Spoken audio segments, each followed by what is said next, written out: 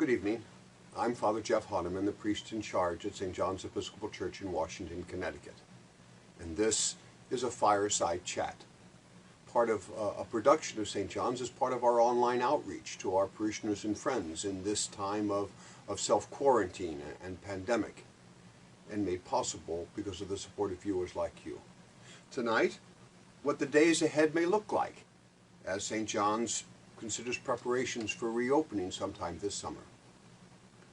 But let us begin with prayer. And I'll use the prayer in the midst of pandemic, which we've used on Sunday mornings and at other times, to remind us how blessed we are in this time of pandemic, and how we are probably more inconvenienced than anything, and to keep us ever mindful of those in need and those who are suffering. Let us pray. Heavenly Father, hear our prayer. May we who are merely inconvenienced at this time remember those whose lives are at stake. May we who have no risk factors remember those who are most vulnerable. May we who have the luxury of working from home remember those who must choose between preserving their health or paying their rent. May we who have the flexibility to care for our children while the schools are closed remember those who have no such options. May we who have had to cancel trips remember those who have no safe place to go. May we who are losing money in the tumult of the economic markets remember those who have no savings at all. May we who must quarantine at home remember those who have no homes. And finally, as fear sometimes grips our nation, let us choose instead love during this time of pandemic. When we cannot physically wrap our arms around each other, let us find other ways to be that loving embrace of God to our neighbors in our communities. Amen. So the health and safety and concern of our parishioners and our community is of the utmost concern, and is the ultimate guiding principle for what we have done and what we will continue to do in the days ahead. As you will remember, back in March, I think it was March 12th, a Friday afternoon, when the bishops, the standing committee, and the governor issued certain guidelines and protocols in the midst of what was then seen as a growing pandemic, to serve us well in dealing with this pandemic, so that our hospitals were not overwhelmed, so that the spread of the virus could be mitigated by our staying at home, by closing of non-essential services. So we closed the church, but we remained the church and continued to be the church, though our buildings were shut. We changed in different ways in these differing circumstances. Much to the benefit of the church in many ways, we learned to live stream. We took a little practice and took some learning, but we were allowed to continue to worship together, though virtually online now, so that we remained a community that worships God on the Sabbath day. And my guess is we get more people watching that service now than we ever had in attendance. So our ministry has actually grown as a result of this. We learned new software like Zoom so that we could have meetings still, or hold classes, or have conversations, or tell stories. And again, more people are watching those story times or engaging in those classes than ever before. Zoom meetings are unlikely to change in the future. I am an elected member of the Standing Committee of the Diocese. We meet once a month. It takes me an hour and a half through traffic to get to the meeting. We usually get early so we can have dinner before the meeting starts. Then we have our meeting, and then I drive home, and it takes another hour. It's 5 hours out of my day. Now, when we have standing committee, I simply turn on my computer. The meeting takes an hour and a half, and then I walk upstairs and have dinner with my wife. I'm not sure I'm ever going to attend in person a standing committee again. We are challenged in these times to be who we are, to be the church in new and different ways, and we are meeting that challenge. And it is exciting and exhilarating at times how we explore new ways to do God's work and mission in the world. So we've Zoomed our meetings, we've live streamed our services. My guess is we will always live stream our services in the future because it has such value to our congregation, to the New Yorkers who don't come out every weekend, to our snowbirds who may go to Florida or Arizona or something during the summer or the winter, who are away, who can still be a part of our worshiping community. This has been a blessing to the church in many ways. We have survived this. We are challenged by it. It is changing the way we do things, but change has always been there. Change is the one constant in our life. We're just a little more aware of it now.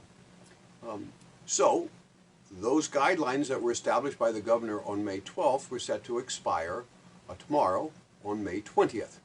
And we have been in lots of conversation, the vestry, the wardens, the clergy and the bishops, the experts in the diocese, and elsewhere. I was on a Zoom call with 800 people from the National Council of Churches, talking about what we're doing, what we can do, what we need to do. But we're going to be fine. The new set of guidelines came out from the governor, and a new set of guidelines has come out from the bishop and staff that will take effect tomorrow and last until at least June 20th. For us at St. John's, it's not going to change much. We'll continue to do what we've been doing. We will live stream our services. We will Zoom our meetings. We will record our story times and fireside chats. We will have book groups as we've always had book groups. We will call and check in on one another. One parishioner said they felt the church was more connected with one another than they have been in years, because the pastoral committee and then the vestry called to just check on people to see how we're doing in this time of self-quarantine.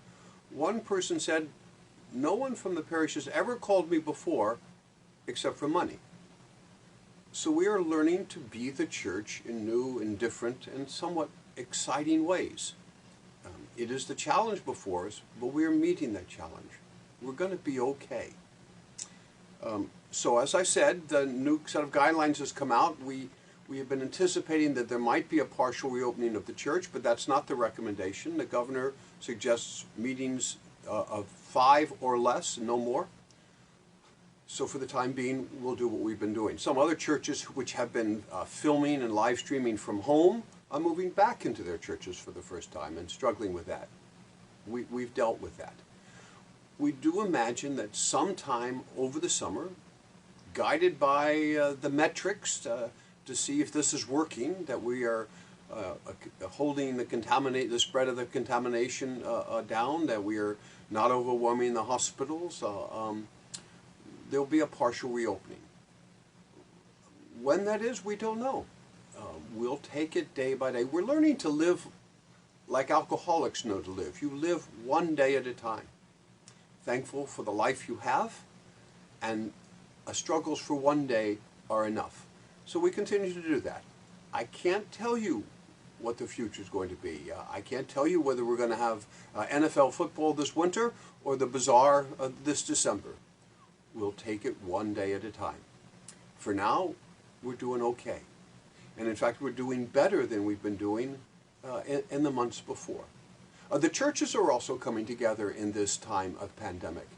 I had a Zoom call with 6 churches, the 6 religious communities. One of them is the Washington Coalition for Jewish Life, working together in the food drive last Saturday and plans for another food drive, that this is something we will do together because we can do more and better together than alone, and also as a witness of the religious communities for the care and concern of the community. We've together been in conversation with the American Red Cross about organizing a blood drive in our community. If not in St. John's Parish Hall, then we're talking with each other. Who's got a better hall than us? Who's got air conditioning, which is one of the Red Cross's requirements, which apparently we have and others don't. We're sharing information about the Judea Gardens, about Camp Washington's distribution of meals. We're sharing information about individuals who may be able to help in all of this, local farmers or cheesemakers who are in need in the time of restocking our food pantries and keeping them up. So, sometime this summer there'll be a slow reopening of the church. Sometime or other, protocols will be put in place, and I can't tell you exactly what they are, but there's been lots of conversations. There'll be things like 6-foot physical distancing, masks. Masks may be a part of our lives for some time. That may be something we live with even after the pandemic.